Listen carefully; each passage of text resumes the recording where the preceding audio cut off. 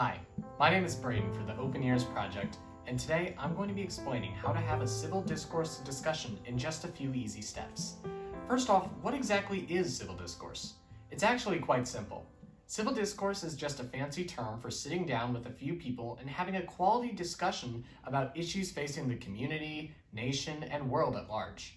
When a conversation is done, each participant hopefully should come out with a slightly different perspective on issues and have gotten a chance to hear other people's viewpoints in a calm and relaxed way. It's key to remember that these discussions are not debates. They're just opening up dialogue with fellow human beings. In order to have a quality discussion, you're going to need a few things. First off, you want a nice space where all participants can see each other and interact. This helps drive a connection and gets people to open up more. If the participants aren't able to open up at all, then they aren't able to take anything of worth from the conversation. You also obviously need a few participants to have a discussion at all.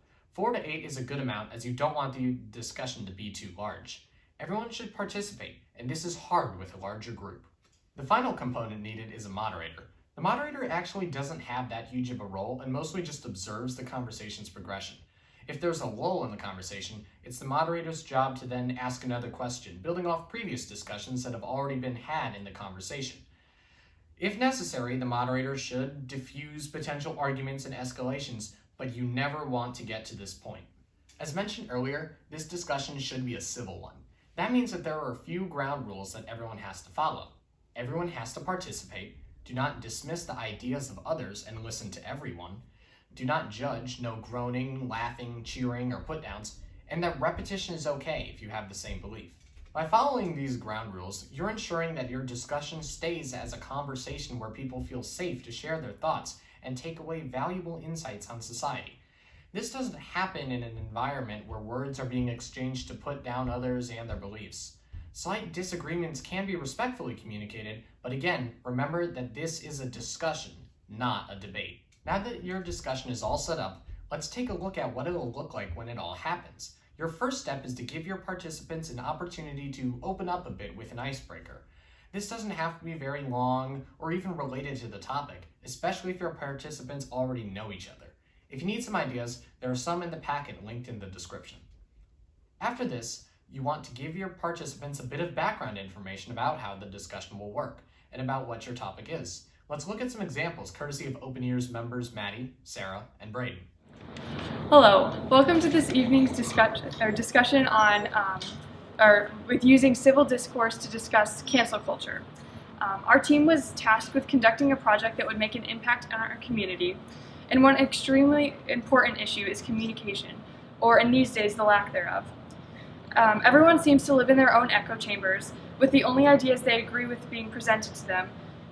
Therefore, they believe the ideas to be true.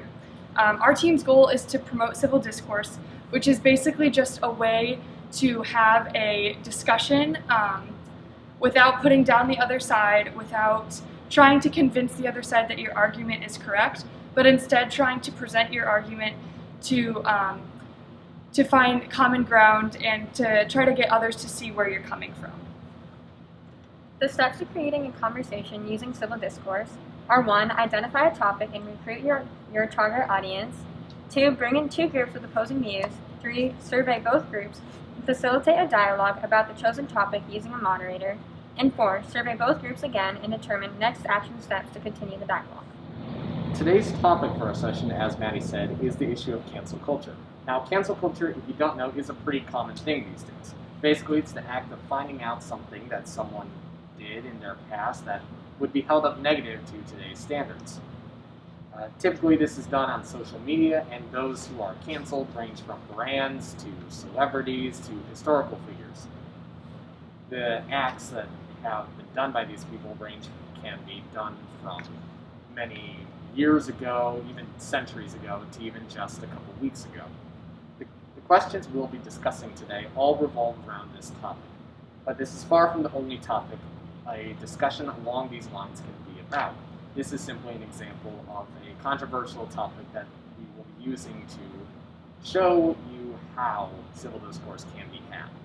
As you can see, these short little introductions are nothing fancy or long. They're just a brief, unbiased reminder of the topic at hand. Quick note, Anyone involved in a discussion, including people who give introductions and the moderator, need to attempt to be as unbiased as possible. You don't want to make it seem like your participants are wrong for having contrasting opinions to the people running the actual show. Next up, lay out the ground rules to your participants and hand out the pre-surveys. These will help you see differences between the participants before and after the discussion, as a corresponding set of post-surveys will be handed out later. Let's go to Open Ears member Marcus to see some example survey questions over cancel culture, which was the topic of our model discussion. The questions on the surveys are there to evaluate how they're feeling before and after the surveys and after the discussion, so that we can find out how they feel about our discussion. So the first question would be, how aware do you think you are about every topic that is brought up in the cancel culture, or brought up in cancel culture? Do you give all topics the same importance? Do you believe that canceling culture is something positive or negative? Do you think that it is possible to change your opinion on the idea of cancel culture or a specific topic? Yes or no? Do you believe that it is possible to have a civil discussion on heavy-hearted topics such as racism and hateful stereotypes? Yes or no? Do you believe that this discussion will have a positive or negative outcome? What are you expecting to learn from this? And finally, it's time for your actual discussion. This step is the easiest of all. Just have the moderator start off the conversation with a question and let the participants head off to the races. As mentioned before, the moderator should ask further questions when the conversation stalls, but it's important to make sure that they're not cutting off any thoughts. If possible, taking a few breaks here and there can also be very beneficial for the discussion. It gives the participants a chance to reset and relax a bit. This cycle of discussion, further questions, and small breaks can continue for quite some time, so once the appropriate time frame that you have is filled up, and this can vary for the environment the discussion takes place in, the moderator should stop the discussion at an appropriate lull in the conversation. Don't cut anyone off. As an example, let's now see a bit of discussion from our model conversation over cancel culture. If you want to see the full video, it's linked in the description and in the card above. Alright, so thank you all for coming. So our first question that we're going to be talking about is, so obviously we're talking about cancel culture, right? So let's talk about sports teams. So there have been recently a change coming towards several sports teams, whether it's all the way up at the professional level down to high schools and middle schools across the country, about using racial stereotypes as mascots. So opponents of this say that that mascot is a part of their history, of the school's history. Oftentimes they go back decades of usage, and people who want the change say that it is racist. So should these mascots be canceled, and how much should history be taken into account when it comes to these particular imagery and names that are being used? I go to St. Joseph High School, and our mascot's an Indian. And I guess the most clearest example in my life is on our football helmets. We have a spear, and my brother had it, and my brother is 6 years older than me, and now we don't have it. So in that time, the spear has gone away, and there's rumors at our school that the name Indians will be changed, which is kind of interesting to me because our school has a mural and a lot of descriptions and paintings and positive things, talking about the Native Americans who lived in our area in South Bend today, and it has a lot of paintings and not professional but nice words and things to promote the positives of the Native Americans in our city or in our land before it came to South Bend. So I think it's a hard topic because some people are always going to see it it's positive, and some people are going to see it as it's negative. And I guess what I'm trying to say is my perception is that St. Joe's using it as a positive way instead of a negative. Yeah, you definitely have to look at the whole story for things like that. History and the way that it's being used does come into account regarding anything, I believe, especially with something like a mascot. They can slightly edit so that it's less offensive, but they shouldn't get rid of it entirely, um, especially since it does have history, but it also is able to shine light on a ostracized group that is usually not given the light that they deserve. I also feel like in all of these stories, people changing their mascots and their the only people that aren't consulted when they're talking about changing these actual mascots are the people the mascots are about.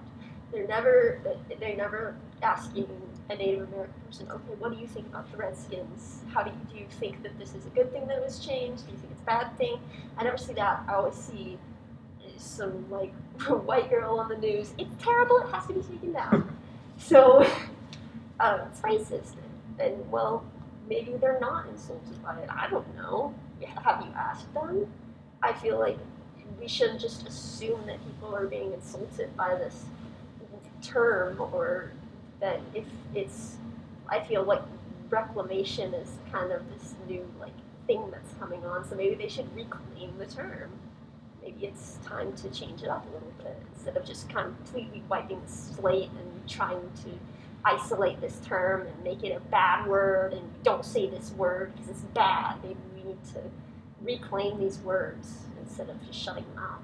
I think by saying everything's bad, it gives like a negative stigma and a negative stereotype to like Native Americans, since we're talking about Redskins or Indians. I think it gives the whole topic a negative stigma.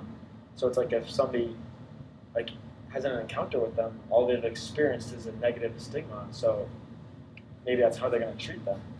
But if it's changed in a good light, then it'll have positive interactions.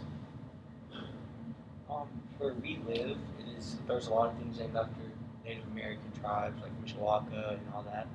So for us, the Indians is okay. I disagree with Redskin. I don't think if it can be counted as a slur, and if you wouldn't say it to someone's face. So like the Redskins, I don't agree. I think that should be changed or reclamated, yeah. But for like Indians and terms like that, I agree that they should be allowed to stay because that's just part of history. Like Mishawaka, for the longest time, they were marooners, and they didn't mean that as the term it is now. They meant it as like marooners, like maroon. But that term is also a term for describing a runaway slave.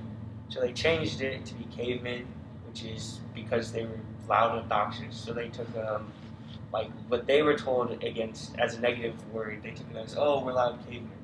So they claimed something negative and changed it into our mascot now, which I think we could do, but it's not up to like what you said. I don't think that people who it's not offending should have a say in what should be done about it. So if a Native American group had brought up the subject of, oh, let's change the Redskins, I'd be like, yeah, I understand what they're coming from, I get that. Or if an owner was like Native American, I don't agree with people who it shouldn't offend being offended by it. Like, you can be offended by it, but you can't personally be like, okay, we have to change it because I'm upset, because it is not something that was negative towards you.